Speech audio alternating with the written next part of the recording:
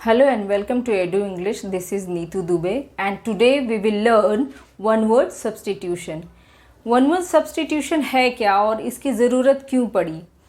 हम ये पढ़ तो लेते हैं पर उसको जानना भी चाहिए कि वन वर्ड सब्सटीट्यूशन के यूज़ क्या हैं. तो वन वर्ड सब्सटीट्यूशन एक तो पूरे इतने बड़े सेंटेंस के लिए एक छोटा सा वर्ड आ जाता है, अनेक शब्द के एक शब्द है ना, उसके लिए एक छोटा सा वर्ड आ जाता है और वो सेंटेंस को, एक तो आपका टाइम कम लगता है सेंटेंस को कंप्लीट करने में, क्योंकि इतना लंबा जो आप लिखेंगे उसे वो छोटे से एक शब्द में, एक वर्ड में कंप्लीट हो जाएगा. आपके टाइम भी सेव होंगे और जो सेंटेंस है उसकी ब्यूटी बढ़ जाती है ना. तो आइए हम लर्न करते हैं कुछ वन वर्ड सब्स्टिट्यूशन. और ये जो भी वन वर्ड सब्स्टिट्यूशन मैं लेके आई हूँ ये किसी न किसी एग्ज़ाम में आते ही हैं, इम्पॉर्टेंट है, तो इनको आप अच्छे से अपने नोटबुक में नोट डाउन करें. तो वन वर्ड सब्स्टिट्यूशन में पहला हम लेते हैं sentence, one who holds that nothing is or can be known of the existence of God. Means वह व्यक्ति जिनका सिद्धांत ये है कि भगवान जो गॉड है उनके एग्जिस्टेंस को, मीन्स भगवान है कि नहीं है ये न जाना जा सकता है न जाना गया है ना, न जाना गया है न उसको जाना जा सकता है. तो ऐसे व्यक्ति को, ऐसे पर्सन को जिनके ये बिलीव है, ये फेथ है, उनको हम क्या कहते हैं? एग्नोस्टिक. ठीक है ना. जिनका ये विश्वास है कि भगवान मतलब अनंत है, उनको न जाना गया है, उनके एग्जिस्टेंस को जाना जा सकता है, तो एग्नोस्टिक बोलते हैं उनको हम, AGNOSTIC. Okay, agnostic. नेक्स्ट लेते हैं हम सेंटर ऑफ अट्रैक्शन और इंटरेस्ट. अब सेंटर ऑफ अट्रैक्शन और इंटरेस्ट के लिए एक वर्ड है साइनोशोर. साइनोशोर किसे बोलते हैं? कि जो कि आकर्षण का केंद्र है.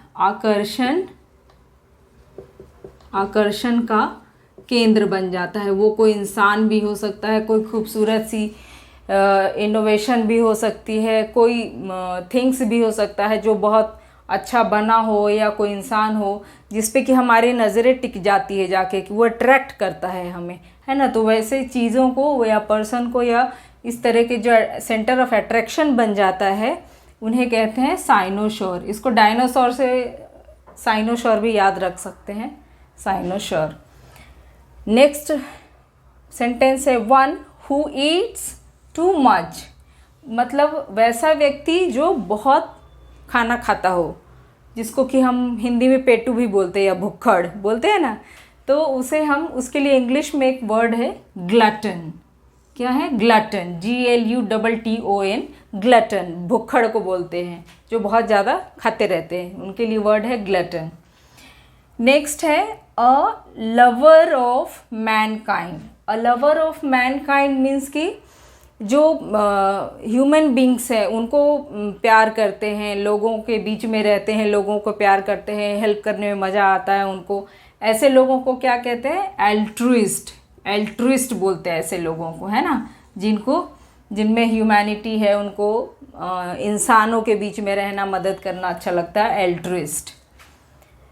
नेक्स्ट लेते हैं sentence, a short statement of general truth of rule of conduct.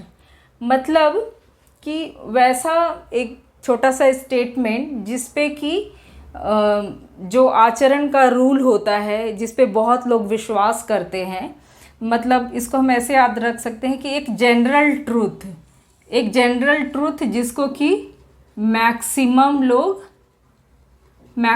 लोग विश्वास करते हैं, फेथ करते हैं, मैक्सिमम लोग फेथ करते हैं. एक ऐसा रूल, ऐसा आचरण का रूल है जिनको कि मैक्सिमम लोग, जनरल ट्रूथ के ऊपर मैक्सिमम लोग जो है विश्वास करते हैं, तो उन्हें हम क्या कहते हैं? मैक्सिम. जिनको मैक्सिमम लोग जिस ट्रूथ पे विश्वास करते हैं, जनरल ट्रूथ पे, जो कहावत टाइप का होता है, तो उसे क्या कहते हैं? मैक्सिम कहते हैं. ठीक है ना. मैक्सिमम से मैक्सिम याद रख सकते हैं. ओके. नेक्स्ट है something that can not be avoided, है ना. Something that can not be avoided, ऐसा कुछ, ऐसा चीज़ जिनको कि हम अवॉइड नहीं कर सकते, अनदेखा नहीं कर सकते, है ना.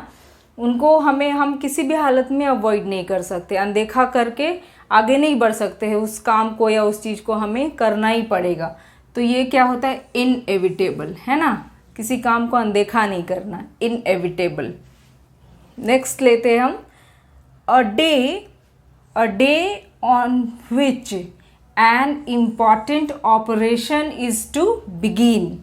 मीन्स ऐसा डे, उस दिन जिस दिन की कुछ इम्पॉर्टेंट ऑपरेशन शुरू होने वाला है। ऑपरेशन मतलब कि कुछ भी काम, नया काम जो कुछ हम स्टार्ट करने जा रहे हैं, बड़ा हमारा टारगेट है, जैसे कि वर्ल्ड वॉर था या अगला वर्ल्ड वॉर अगर किसी दिन हम स्टार्ट कर रहे हैं, या किसी कंट्री के बीच में अगर हम युद्ध स्टार्ट करने वाले हैं, तो इस तरह के दिन को हम क्या कहते हैं, वो जो पर्टिकुलर डे होगा, जो हमारा टारगेट है कुछ नया उस दिन स्टार्ट करने का, कुछ बड़ा करने का, तो उसे हम कहते हैं डी डे। सुना था आपने पहले, डी डे बोलते हैं उसे।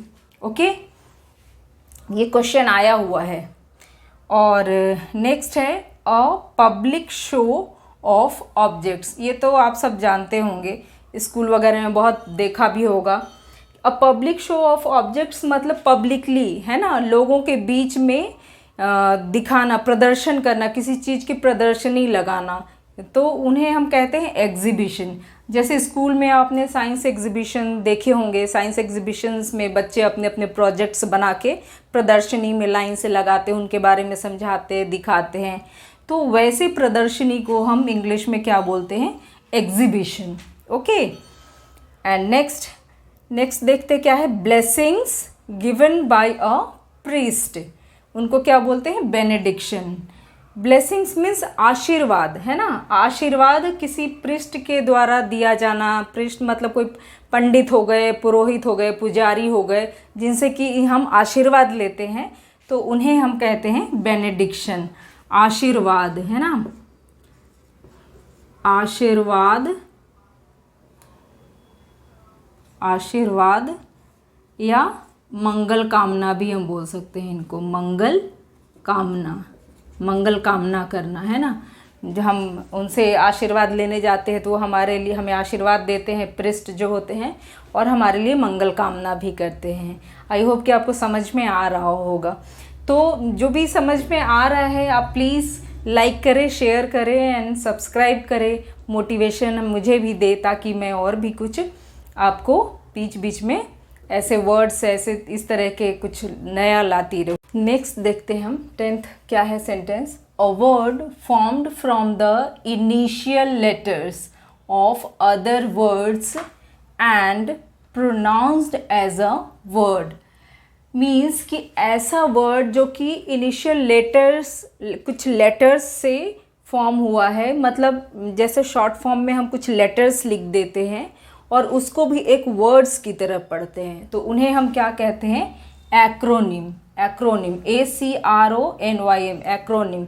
मतलब जैसे हो गया आपका AIDS, एड्स। अब इसका भी एक्वायर्ड इम्यूनो डिफिशियंसी सिंड्रोम करके होता है फुल फॉर्म, बट इसको हम एड्स पढ़ते हैं, है ना। वैसे ही हो गया क्या, नासा हो गया, नासा, इसरो हो गया, IASRO, इसरो। इन सभी के कुछ ना कुछ फुल फॉर्म है ना। तो जब इनके फुल फॉर्म है, बट इनको भी हम एड्स, नासा, इसरो ऐसा करके, एक इनिशियल लेटर से ये फॉर्म हुआ। इनिशियली मतलब लेटर्स लिखे हुए हैं और इनसे एक वर्ड फॉर्म हो गया है। शॉर्ट में भी इनको हम कुछ वर्ड्स ऐसे बोलते हैं ना, वर्ड्स की तरह, बट इनके भी फुल फॉर्म है। तो इन टाइप के, इस टाइप्स के वर्ड्स को एक्रोनिम बोलते हैं। ओके, समझ में आया।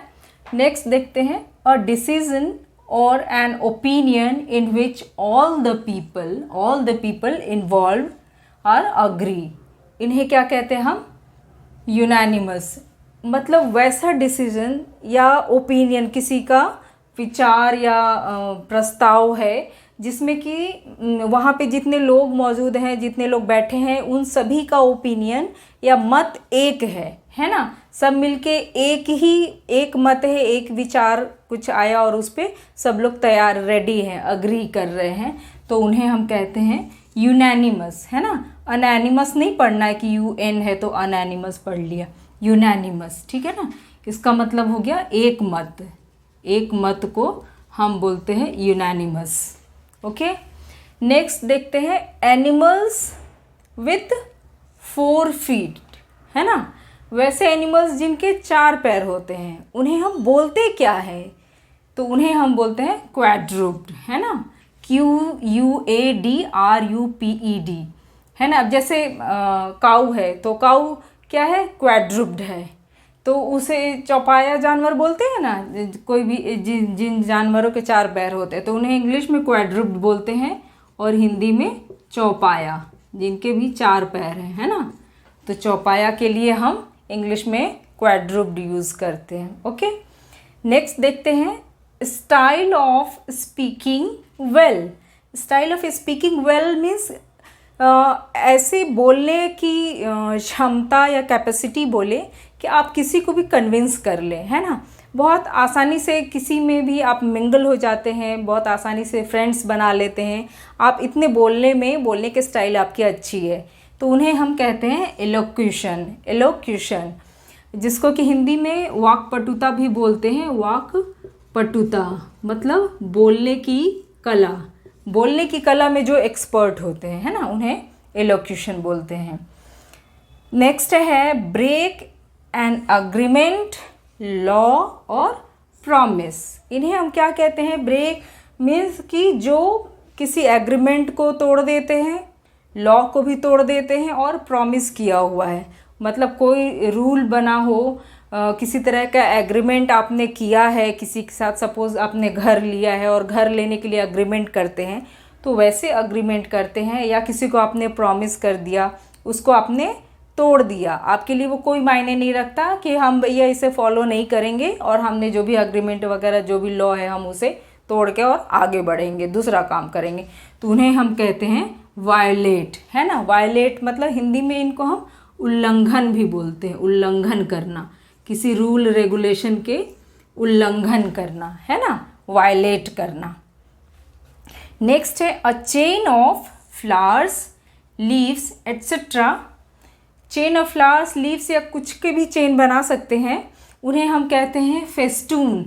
ये आपको कुछ यूनिक लगा या नहीं, आप मुझे कमेंट बॉक्स में ज़रूर बताइएगा। फेस्टून क्या होता है कि हम फ्लावर से या लीव्स से, आपने देखा होगा त्यौहार जैसे भी दिवाली आने वाली है, तो दिवाली में दरवाजे के ऊपर जो चौखट होता है, दरवाजे के ऊपर वहाँ पे हम आम के पत्तों से बना के उनमें फ्लावर्स लगा के और ऐसे ऐसे डेकोरेट करके आप दरवाजे के ऊपर में ऐसे ऐसे करके लगाते हैं ना, इस तरीके से।